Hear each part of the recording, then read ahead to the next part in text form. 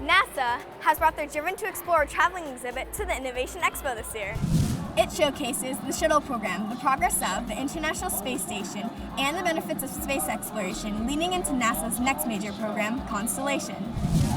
Astronaut Leland Melvin will also conduct an autograph signing on Friday, so make sure to stop by if you can. Well, I want to take a few questions before I start signing pictures, but as Tammy said, I've had two very incredible space flights. I was very blessed to have those. And, you know, it's not about what you do in space. You know, you think about all the robotics and the spacewalks. It's about the people.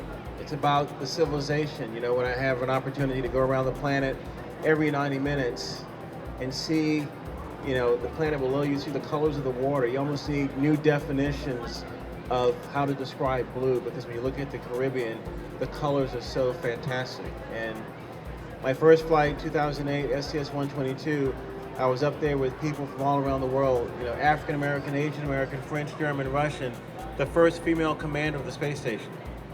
And when you think about when the space program started, it was all military test pilots. And so now we have come a long way where one of our, you know, commanders commanding over military colonels is a woman, which is fantastic. So I just like to take questions from anyone in the audience, and then I'll sign some pictures.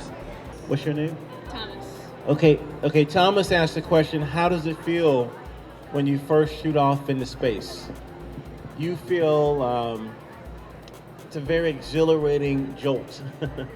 The shuttle is standing there on the pad, and as the main engines light, you lean forward a little bit because the engines are behind the shuttle. So you lean forward, and then as you come back straight up, the solid rocket booster bolts that hold it down. There are 8 bolts that hold down this huge stack of shuttle and tank and all these things. These pyrotechnics ignite the bolts, and then we're gone. It's instantly, you feel like you're instantly gone, pull back in a human slingshot about a mile and let go. And you're catapulted to space. You know, after the solid rocket boosters get jettisoned at about 2.5 minutes, the ride gets much smoother because the solid rockets, you're just shaking, you're trying to read the screens, and your head's, you know, doing all this stuff. But once the solids come off, it's a much smoother ride, and now you can see things normally. And then 8.5 minutes later, you're in space. And so that initial jolt is cool, but then once you get there, as the main engine's cut off, everything stops. But your head, your vestibular system is no longer working correctly because now your inner ear the rocks in your inner ear are floating. So you feel like you're tumbling forward when you stop the motion. It's incredible. I physically felt like I was doing a somersault, even though I was strapped in my seat. And then you undo your seatbelt, and now you're floating in space, and now you're put to work. You gotta get to work. It is an honor and a privilege to introduce to you tonight Mr. Leland Melvin.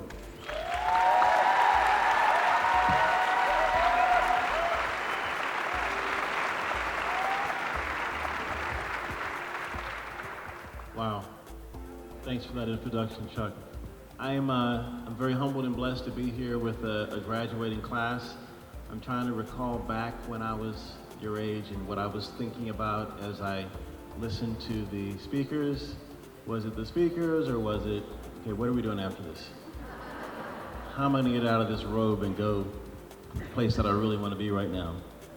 But I just kind of want to tell you some stories, because life is all about stories. It's about the things that shape and mold you. Let me get away from the speaker. It's using duct tape efficiently and effectively when you need to, this is our tool in space. This is what we use in space fairly routinely. So for all the 3M people here, thanks for the duct tape.